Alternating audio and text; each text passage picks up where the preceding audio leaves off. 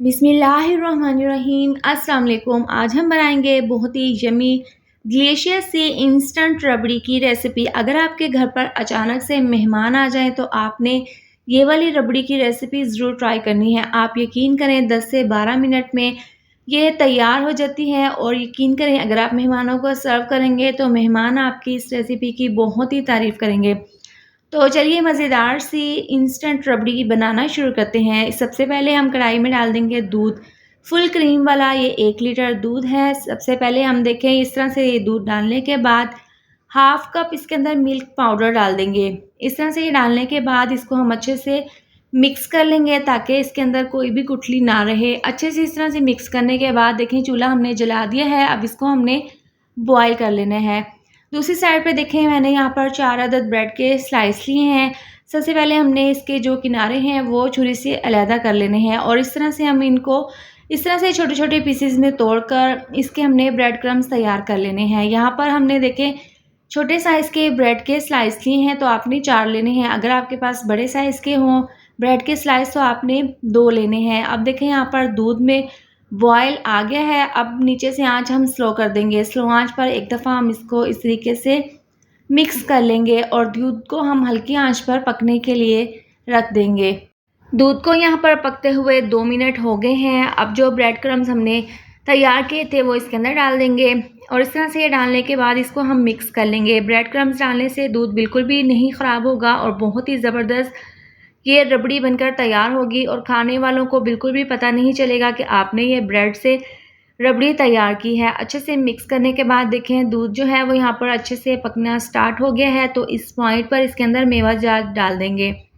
बारीक कटे हुए बादाम, बारीक कटे हुए पिस्ते और काजू ये इस तरह से इसके अंदर डाल देंगे। साथ में डाल देंगे 2 इलायची, आप यहाँ पर पाउडर भी डाल सकते हैं। इस तरह से डालने के बाद इसको हम अच्छे से मिक्स कर लेंगे। मिक्स करते हुए अब यहाँ पर हमने मीडियम आंच पर इसको पकाना है और थोड़ी-थोड़ी देर के बाद इसके अंदर चम्मच को इस तरह से हमने चलाना है। तो इस तरह से ये डालने के बाद हम इसके अंदर डाल देंगे चीनी। तो यहाँ पर चीनी के मैंने 6 चम्मच लिए हैं और देखें यहाँ पर हमने 3 चम्मच इसके अंदर डाल देने हैं। इस तरह से डालने के बाद बाकी के 3 चम्मच हम बचाकर साइड पर रख देंगे।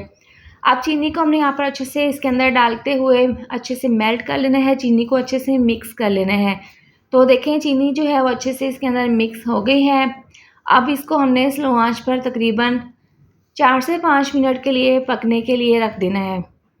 अब देखें रबड़ी को यहाँ पर पकते हुए 7 से 8 मिनट हो गए हैं। पहले से ये अच्छी खासी गाढ़ी हो गई है। अब मज़ीद इसको हमने और पकाना है तो इसको हम साइड पर रख देंगे। अब दूसरे चूल्हे पर पैन में डाल देंगे चीनी, जो 3 चम्मच हमने बचा कर रखे थे। इस तरह से ये चीनी डालकर इसको हमने स्लो आंच पर पकाना है। यहाँ पर आपने तेज़ आंच पर नहीं पकाना।